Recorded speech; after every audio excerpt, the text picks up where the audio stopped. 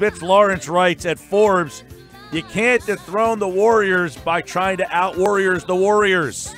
He joins us now on the Boardwalk Honda Hotline with a closer look at these playoffs and upcoming finals. Mitch, welcome back. Guys, how are you? We're doing well. We've got a four-peat here. Of all the possible matchups, is this the most compelling, entertaining one we could get?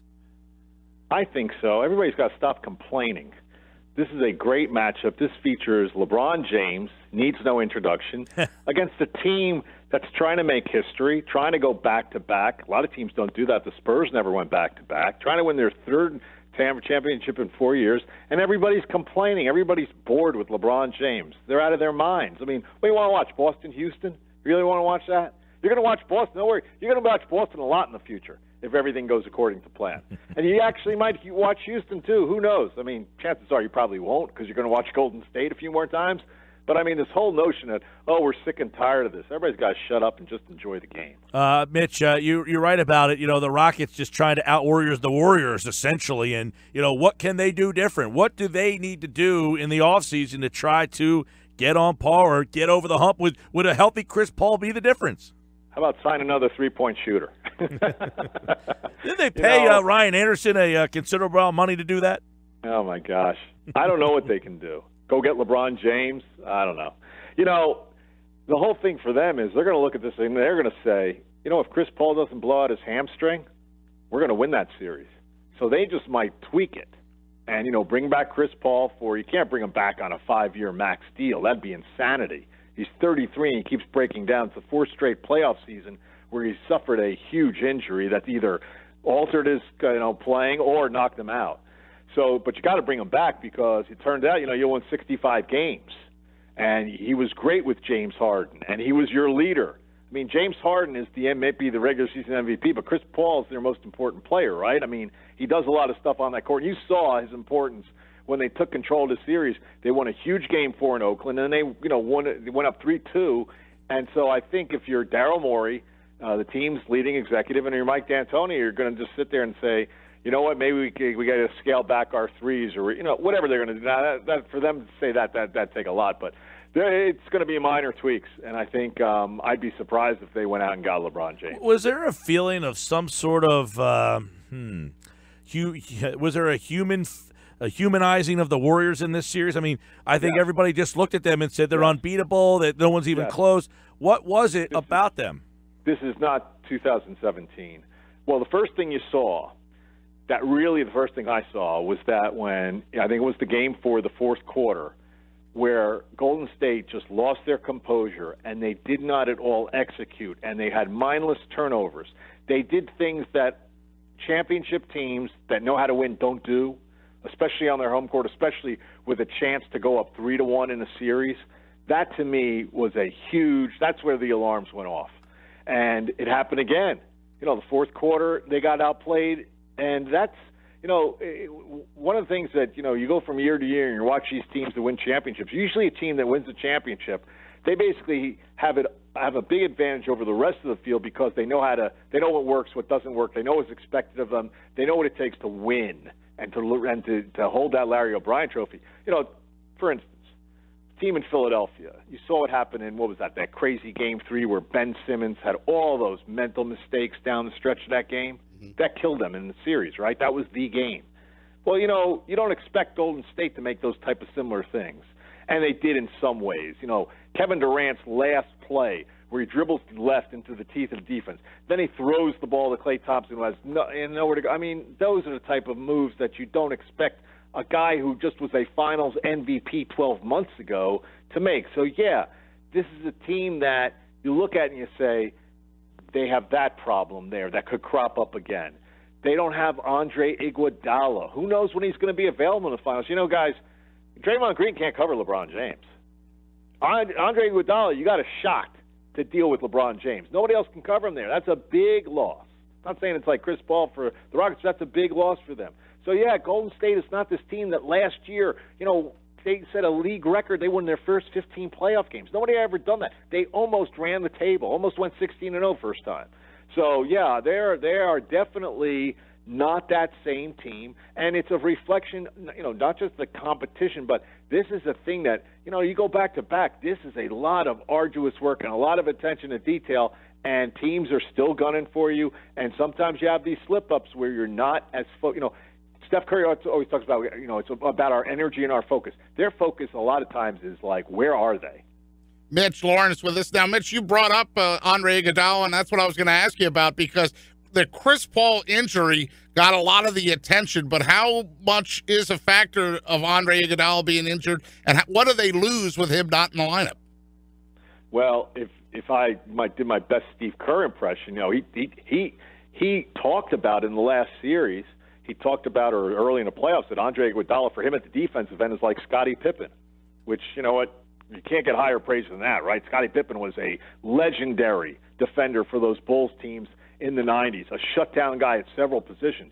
Like I said, you got to deal with LeBron James now. Okay, LeBron James, by the way, he's already played 18 games in the playoffs. He played that many all of last year. And he's, a little bit older. But you got a guy like Andre Iguodala, you got a shot to deal with LeBron James, maybe not have to double team him as much. Very few guys like Andre Iguodala. And then at the offensive end, he's a stabilizing force. And not a great, we know he's got some limitations, but does he make the right pass most of the time? Steve Kerr would tell you he makes the right pass all the time. Gets that offense going. When they get bogged down, he's a guy who knows what to do. So it's a huge loss. I don't know when he's going to play again, but he last played, I think it was Game 3, which was 11 days ago today. So I don't know what exactly is wrong with that leg, but it seems to be pretty serious. How about a fatigue factor in LeBron? I mean, everybody wanted to talk about him laying on the floor in the post-game ceremony, and the guy played all. Now, Mike and I went back and forth about, is that a tip of the cap that he played every single minute of that basketball game, or is that just what's expected from the greatest player in the world? Well, that's what they needed him to do. He didn't want to do that. Ty Lue's calling all kinds of timeouts for him. He didn't want to take him off the floor. Look, he's averaging 41 minutes, which I don't know if anybody's averaging more. He made the mistake of playing all 82 games. Didn't need to do that. Now, I don't know if that was a deal with Adam Silver where Adam Silver said, look, I'm going to change the schedule. I want you to play. LeBron usually plays, 70, 75 games, maybe 75 games in there, takes off rest. Who knows? But he didn't have to play 82 games. He shouldn't have at this stage of his career. Logs a tremendous amount of minutes. Plus, he dominates the ball. One of the things about James Harden, and how he basically, runs out of gas is because it takes a lot for him to constantly run that offense. Well, LeBron James, and a lot of it is on his, up to him. He's the one who's in control of the ball. And that's why they brought in George Hill, to help him so LeBron James doesn't have to do all that stuff. And, yeah, this is a debilitating type of situation for him where he's logging a lot of minutes. He takes certain plays off, okay? You can see on defense. But offensively, he's doing tremendous amount of work, and is it going to catch up with him in this series? Who knows? All I know is I think basically all games have, 2 days off in between, which will help him. There was a point a couple of years ago where there were actually games, there might have been 1 day off, and LeBron played like he was gassed even then. And now he's 33. He's got more minutes than anybody, so we'll see what kind of I'm not going to sit here and tell you he's going to run out of gas, but you know what? He's going to have to do a lot of work by himself because he doesn't have Kyrie Irving. Nobody's talking about that except, maybe you are. But, guys, without Kyrie Irving, he's really going to win a title against Golden State? I don't think so. Mitch Lawrence, SiriusXM NBA Radio. Forbes, and his piece at Forbes covers that Western Conference final, and you just mentioned, without Kyrie, the Boston Celtics, they're going to get Kyrie back. They're going to get Gordon Hayward back. And everybody in this area is saying, man, the gap is just getting so wide. But do you think it's as easy as just plugging those two guys in and that Boston team just, sprinkles some water on them and they're, boom, into the finals? Do you look at Boston with what they have coming back as a gap that's so wide in the East? Well, I don't know how wide it's going to be, especially Philadelphia. As long as Ben Simmons improves his shot and he progresses and Joel Embiid stays healthy, that's going to be a team that's going to have to be reckoned with. Now, in terms of Boston, you know that Kyrie's coming off this knee deal, which he's had a problem with, right, in the past. We'll see how he does with that. Gordon Hayward should be fine, but are they going to retain Marcus Smart? He wants $14 to $18 million, whatever. He's not worth that. He's an $8 million a year player. Can't make a shot. Are they going to, what are they going to do with Terry Rozier? who basically showed his stripes in Game 7. And by the way, Game 7 was not a great moment for Brad. All the Brad Stevens, coach of the century people, really, they need to look at what happened there. The best player on the floor for Boston that night was Jason Tatum. And in that crazy 15-2 run at the end of the last 5-6 minutes, he got off one shot. That's where you have to, as a coach, you have to tell Terry Rozier, you have to see that guy Jason Tatum out there. He gets the ball every time down the floor. And if that idiot Marcus Smart shoots, go tell him he's coming out of the game. See, that's what Brad Stevens didn't do. But everybody you talk to in Boston, the guy walks on water. Guess what? He doesn't walk on water. But getting back to your point, yeah, they're set up. They're set up to do huge things. We know that. Yeah. Jason Tatum's going to be a superstar. It's going to be Kyrie 1, Jason Tatum 2, and then Jaylen Brown. We'll see. But yeah, they're kind of set up now. A lot also in the near future depends on what LeBron James is going to do. That still has to. We're talking about a guy he came into the league in his prime, and he's still in his prime. How many years later? 14 years. It's absurd. And by the way, guys, I hope you saw when he got his leg rolled on the other night by Larry Nance Jr. Right. Steph Curry, that happens to him. He's out 7 weeks. That happens to Kevin Durant. He's out 6 weeks. LeBron James goes down on the court, as I wrote, he had a look on his face like he was toast, and he gets up, and all he does is scores 12 points with 2 huge threes in a 40-second span down the stretch.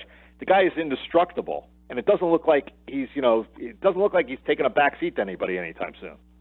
He's pretty special. Mitch Lawrence with us. Hey, Mitch, do you think Boston might move on from Kyrie? That was something we talked about before you came on with this, because I did see a mock draft out there that had Boston looking for another point guard. Do you think there's a possibility they might try to move him? Like, we're tired of all this, you and the injury bug. Let's just move on.